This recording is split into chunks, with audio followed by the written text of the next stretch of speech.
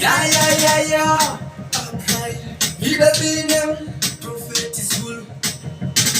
Shamanje manje saiti kasuluwana. Hanonipa rudo wakazama. Wandija sofara na yemangwana.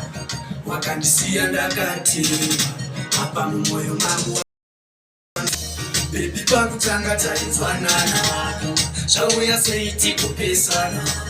Ingawa iti atichasombosiyana ndaiti ndiwe uchava mai vangu vana pakutanga tainzwananako zvauya seiti kupesana ingawa iti atichasombosiyana ndaiti ndiwe uchava mai vangu vana waiti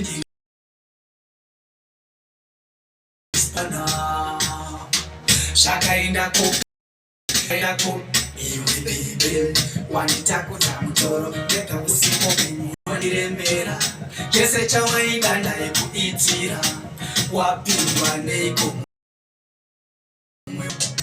bebi pakutanga tainzwananako zvauya seiti kupesana ingawa iti atichasombosiyana ndaiti ndiwe uchava mai vevangu vana pakutanga tainzwananako zvauya seiti kupesana ingawa iti atichasombosiyana ndaiti ndiwe uchava mai vevangu vana kumba kedu neda usova muroora kana ndakatadza ndati sori ruregerero ndakumbira ndimvesisewo beibe wakadzama chiti